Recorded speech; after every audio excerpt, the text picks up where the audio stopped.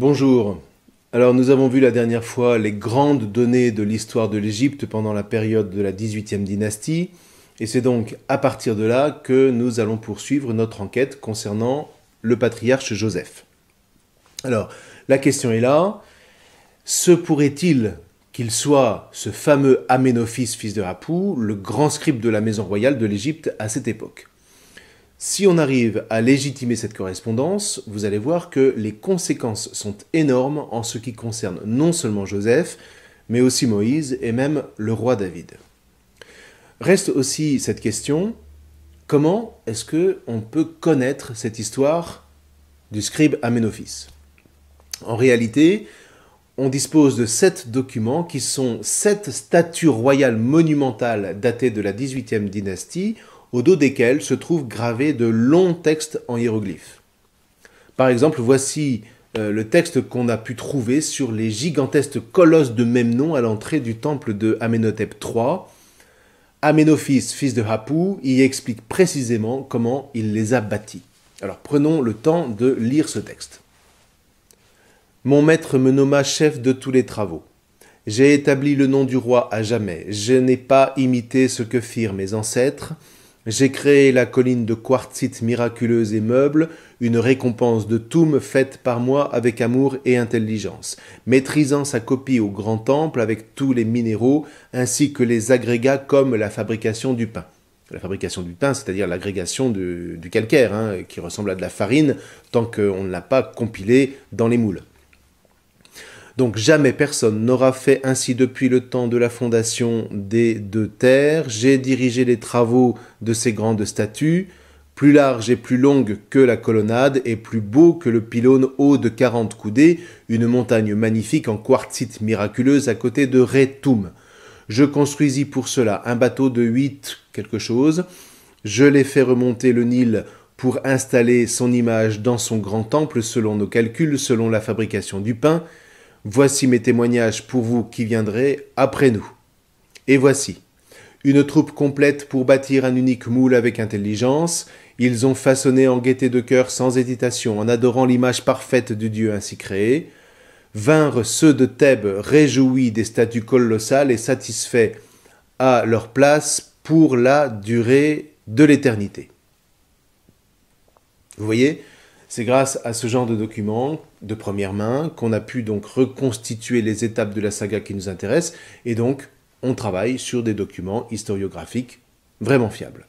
Bon, donc concernant maintenant le personnage de Aménophis, fils de Rapou, d'abord il est avéré qu'il est d'origine sémite.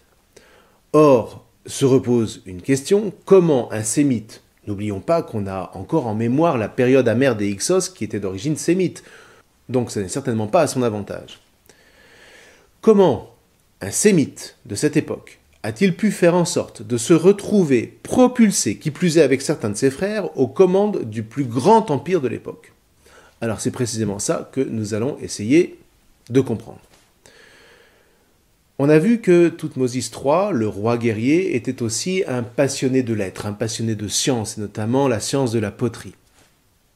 Non pas qu'il ait été écolo, la question n'est pas là, mais il se trouve que la poterie, depuis les temps immémoriaux, est un savoir-faire aussi précieux que l'informatique aujourd'hui, au point que certains processus de la fabrication étaient de l'ordre du secret d'État.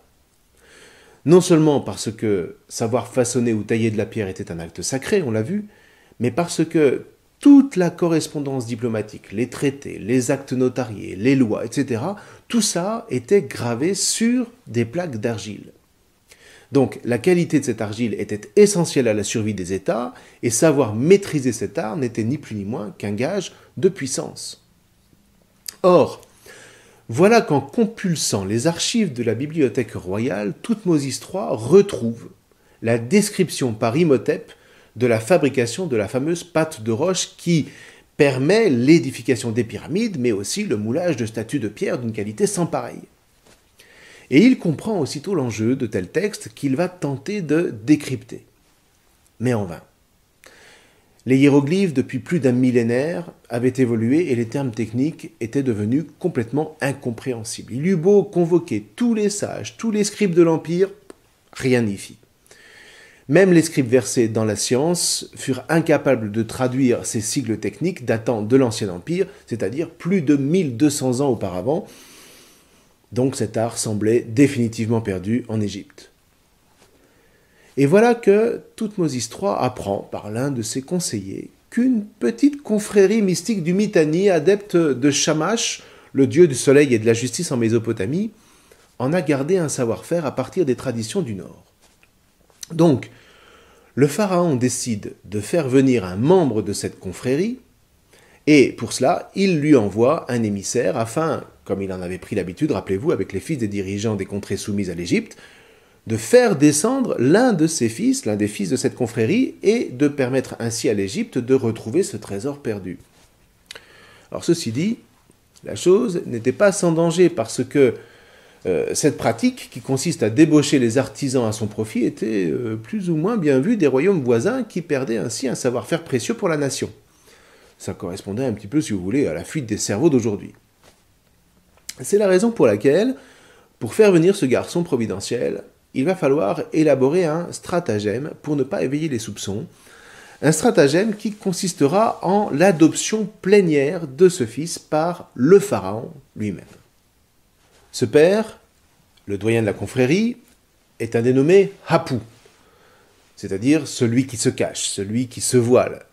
Ce qui n'est pas sans rappeler Jacob, souvenez-vous, qui a voilé son identité à Isaac pour voler la bénédiction. Bon, toujours est-il que ce père accepte, mais à une condition. Aucun membre de la confrérie ne la quitte avant sa majorité à 18 ans. Qu'à cela ne tienne, à son retour, l'émissaire expose à Thoutmôsis III le résultat de l'ambassade, et on prend acte de ce projet pour lequel il faudra donc patienter quelques années. Seulement, voilà, Thoutmôsis III va mourir en 1425. Mais le projet ne sera pas abandonné pour autant, c'est à son fils Amenhotep II de mener à bien le projet de son père, l'avenir de l'Égypte en dépend. Alors vous voyez, déjà là, on comprend peut-être un peu mieux pourquoi la Bible va nous raconter que Jacob offrait des habits princiers à Joseph, et peut-être aussi les fameux songes du garçon qui se voit comme un astre et puis comme une gerbe de blé auprès desquels viennent se prosterner ses frères et ses parents. Je vous l'ai dit, il n'y a jamais de fumée sans feu. Si la Bible nous raconte une histoire, c'est qu'il y a un fondement. Or, qu'est-ce que vous voulez, on imagine assez mal que les rêves de Joseph et puis cette attention particulière de son père à son égard soient le seul fait de caprice. Mis à part dans les contes de Grimm, un petit berger du Mitanni n'a pas de rêve de puissance s'il n'a pas au moins un indice qui lui indique que la chose soit possible. Et il est encore moins imaginable que ce garçon se retrouve un jour à la cour du roi d'Égypte si Pharaon, d'une manière ou d'une autre, ne vient pas lui-même le chercher. L'histoire sera la même avec David. Lorsque Samuel vient le chercher au nom du Dieu de ses pères pour régner sur Israël, personne n'aurait jamais imaginé que ce petit rouquin qui allait derrière les moutons serait plus tard le plus grand roi d'Israël. Bon, revenons à Joseph. On va l'appeler Joseph dans un premier temps pour faire bref. L'année des 18 ans du jeune homme arrive, environ vers 1419, et fidèle au projet de son père, le pharaon Amenhotep II envoie le détachement chercher le garçon. Seulement voilà, à cette époque, l'Égypte doit à nouveau s'imposer sur sa frontière nord parce que les rapports avec le Mitanni sont redevenus tendus. Il faut donc éviter les représailles de la part des souverains du Mitanni qui pourraient interpréter cet épisode comme un passage à l'ennemi et donc pratiquer des rétorsions sur le clan de Joseph. Et même, une fois arrivé en Égypte, le Mitanni pourrait entreprendre des rétorsions en apprenant la nouvelle par les voies diplomatiques, parce que tout se sait d'une cour royale à l'autre.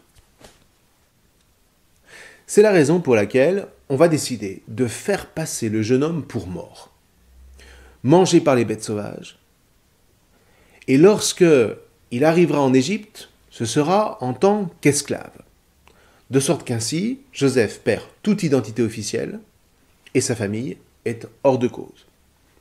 Alors non seulement le scénario est possible, mais il est même soufflé à demi-mot par la Bible. Rappelez-vous, est-ce que c'est pas un peu étrange que les Madianites vendent précisément Joseph à un homme qui s'appelle Potiphar et qui se trouve précisément être le commandant des gardes de Pharaon? Ça sent à tout le moins le stratagème qui permet de placer d'emblée Joseph dans le giron d'Amenhotep II. Et puis, La Bible nous raconte que Joseph était un être d'exception, à qui tout réussissait. En étant esclave de Potiphar, il va exceller dans la gestion des biens de son maître. Et est-ce qu'on ne pourrait pas ici entendre une manière pour le pharaon de tester le jeune homme avant de l'adopter? Ensuite, qu'il soit jeté en prison pour une affaire mensongère d'adultère peut tout à fait aussi être compris comme un scénario politique, comme une espèce d'ultime mise à l'épreuve de son honnêteté.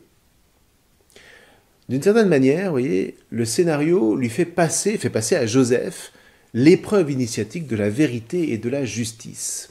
Cette justice qui est tellement essentielle à la Bible, mais qui est aussi antérieurement extrêmement essentielle à l'Égypte, où l'on vénérait Ma'at, la déesse de l'ordre et de la justice. Bon, toujours est-il que ce chemin initiatique, aussi pénible qu'il soit, va amener Joseph à Pharaon. Non pas par hasard, mais au terme d'une mise à l'épreuve soutenue, où Joseph aura connu le déshonneur et la prison. Alors la Bible nous raconte qu'il fut nommé, après cette longue et difficile épreuve, premier du royaume après Pharaon. Alors l'historiographie égyptienne est un peu plus réaliste, hein. En fait les choses se sont faites beaucoup plus progressivement. Joseph est d'abord, selon la volonté du défunt Thoutmôsis III, pleinement adopté par Amenhotep II, qui lui donne son nom en désignant sa filiation par fils de Hapou, c'est-à-dire fils du camouflé. Donc Joseph va s'appeler désormais Amenhotep, fils de Hapou. Bon, ceci dit, si on commence à l'appeler Amenhotep, fils de Hapou, et puis qu'on est en même temps que Amenhotep II, on va se mélanger les pinceaux. Donc on va tout simplement le désigner, on va désigner Joseph comme Amenophis, fils de Hapou, ce qui est exactement la même chose, simplement c'est la transcription grecque du même nom. Donc le nom de Amenophis, fils de Hapou, est important. Et c'est là que le professeur Joseph Davidovitz apporte un indice tout à fait étonnant. En Genèse, au chapitre 41, verset 45, il relève un nom bizarre qui ne veut rien dire en égyptien ni en hébreu, Tsafnat Paneach. Or, ce nom de Tsafnat Paneach a été retrouvé au milieu du XXe siècle sur une fresque du temple funéraire d'Amenophis, fils de Hapou, à Karnak. Et il se trouve que ce nom s'écrit exactement avec les mêmes hiéroglyphes que Amenophis, fils de Hapou, mais à l'envers. Alors, je vous renvoie pour comprendre à la vidéo du professeur Davidovitz, mais disons tout de suite, pour résumer, que c'est là précisément le titre qui a été retranscrit dans la Bible. Cela semble bien confirmer que, pour les rédacteurs bibliques, Joseph ne pouvait être personne d'autre que précisément le grand et le fameux Amenophis, fils de Hapou. Alors la différence, c'est que la Bible lui attribue ce titre lorsqu'il a 30 ans, alors que la fresque lui attribue le titre alors qu'il en est à la 30e année du service de Pharaon. Admettons le glissement qui est tout à fait compréhensible. Non seulement cela, mais il y a encore un autre indice. Le nom de Amenophis, fils de Hapou, connaît un diminutif, oui. Et on sait que le grand scribe aimait se faire appeler par ce diminutif. Or, les hiéroglyphes peuvent se lire ainsi, ou office I, ce qui en lecture de droite à gauche donne I Sifu, Youssouf, Youssef en hébreu. Vous voyez, ce ne sont là que deux arguments, on en verra d'autres la prochaine fois, mais on voit déjà que l'assimilation des deux personnages, entre Joseph et Amenophis, fils de Hapou, n'est pas une simple lubie, et qu'elle trouve même de bons arguments. Nous nous en tiendrons là pour aujourd'hui. Prenez le temps de visionner les vidéos du professeur Davidovitz, et puis, la prochaine fois, nous verrons ensemble la suite de la vie de Amenophis, fils de Hapou, qui nous réserve encore bien des indices tout à fait captivants, et ça nous permettra enfin d'entrer dans le texte biblique. Nous aurons vraiment tous les arguments pour mieux comprendre cette histoire, mieux la lire, et mieux entendre ce qu'elle a à nous dire. Je vous remercie.